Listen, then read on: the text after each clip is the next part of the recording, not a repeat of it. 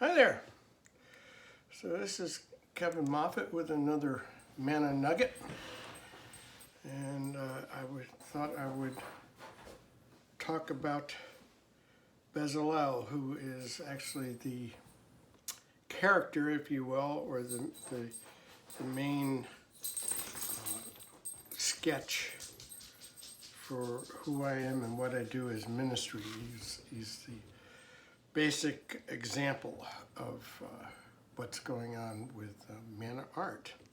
So my name is Kevin Moffat, and I have a ministry called Manna Art, and at the core of my ministry is to go to conferences and paint prophetically, and I term it spontaneous prophetic painting because it is not really preconceived by any means.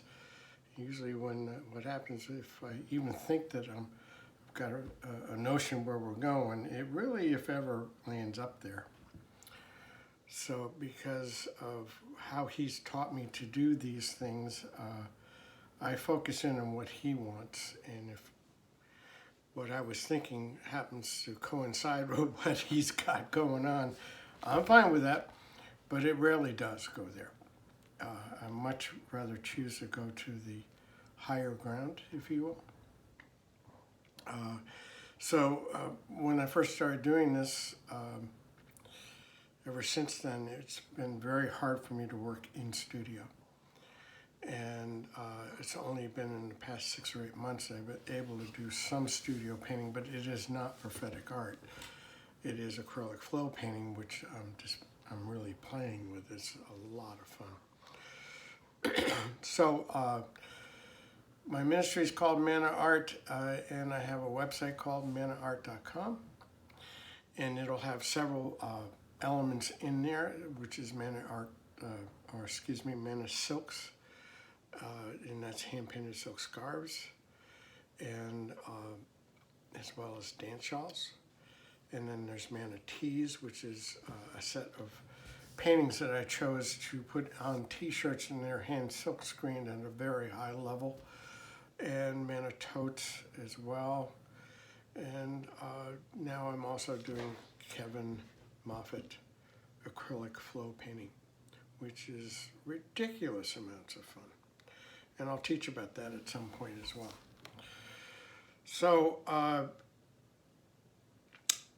for this particular format, the guy that I brought up, Bezaleel, is where God led me to find encouragement about what I'm doing.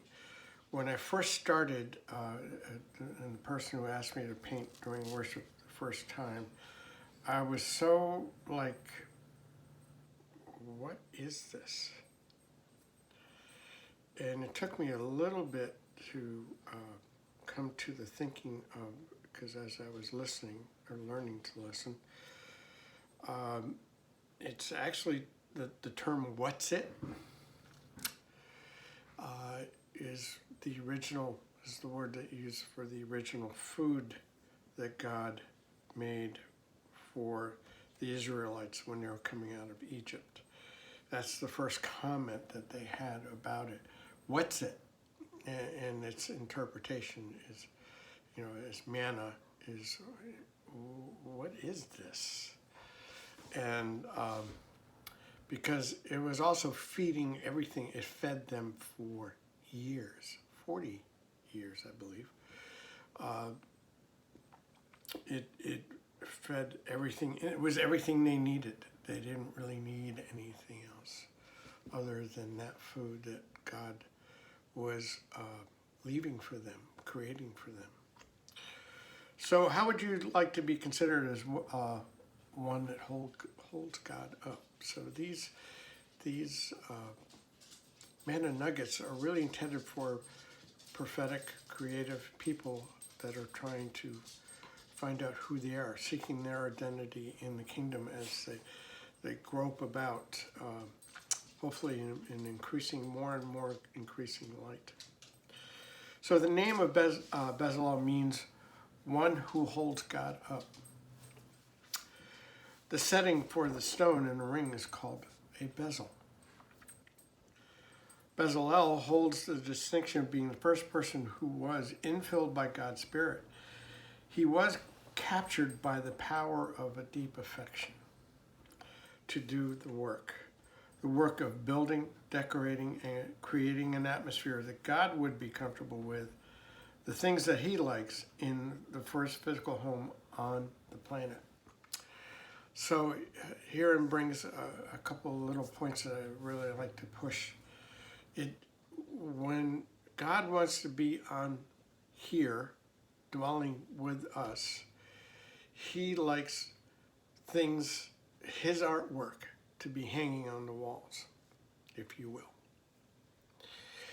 And it behooves us to be listening to him as to what it is he wants to have hang. The atmosphere that he wants to be created. So he's comfortable in that place. So it's really important to note that Bezaleel was about the business of creating all the things that was on God's heart. Now, I believe Moses had the overall picture of what was to be built, but Bezaleel was assigned to do the physical fleshing out of all the things that were on God's heart for this tabernacle. Now, if you're to carry this into another closer to us kind of expression, it behooves us to find out in this mobile tabernacle, if you will, those things that he wants to have there for him to be more comfortable when he dwells within us, as he does. There's another temple that was built later on, way after the tabernacle. And in that temple, there were two angels. These angels were huge. They stood wingtip to wingtip inside in the main sanctuary, and the edges of their wings touched the outside walls. It took up most of the space in the main sanctuary, which causes me to wonder, is he really concerned about whether we can get into that main sanctuary or not? Or is he more concerned about his comfort in that space? I wonder. So, the references for Bezaleel, if you really want to look these things up, are in Exodus. They start in chapter 31, 1 through 11, but it continues as well. Bezaleel had a special place under God's wing. He was called out. He was identified to be the one. He was anointed. The first person received God's Spirit so he could hear from the Lord while also receiving direction from Moses.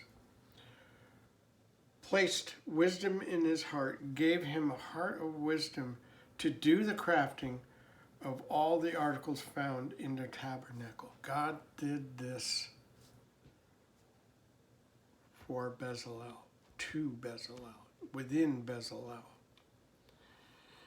There's a principle when you're learning about Scripture. It's about first mention. If God mentioned this guy, and this guy is the first to be baptized in the Spirit, does it give you a clue about how important creativity is to God?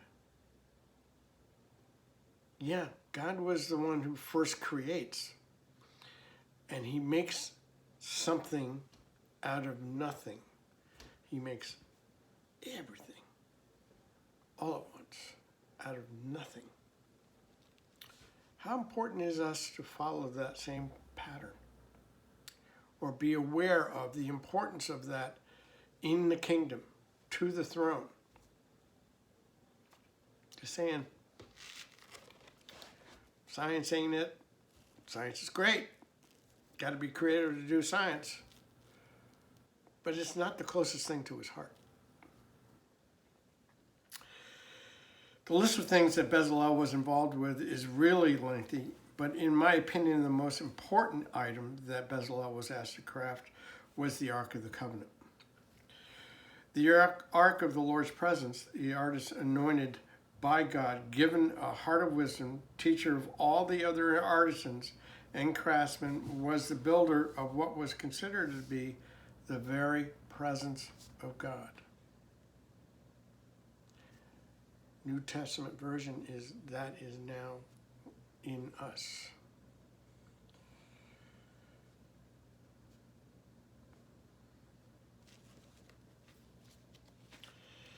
He's working in releasing the arts, or should I say his creative people, that we would be more able to create an atmosphere for his presence within us.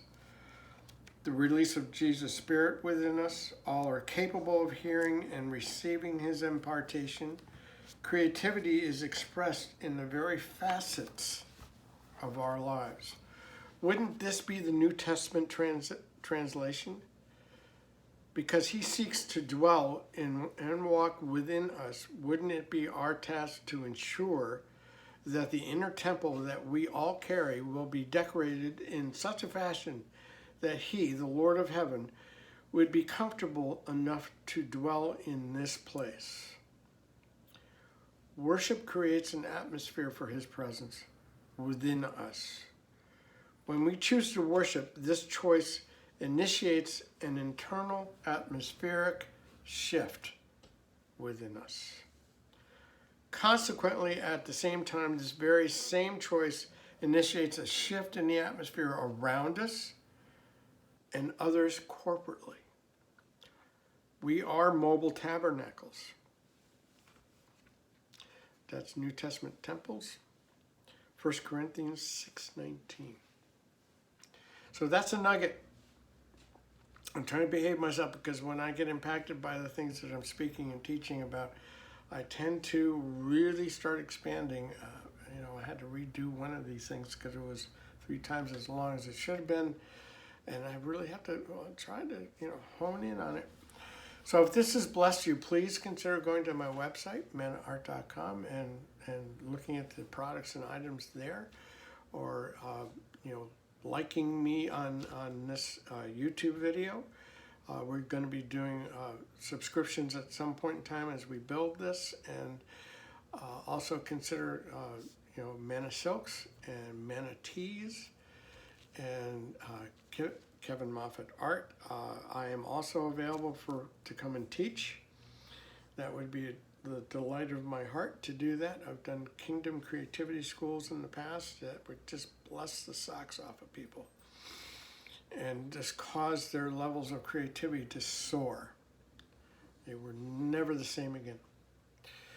And if you'd like to get behind my ministry and help me do what I do, please consider going to Patreon,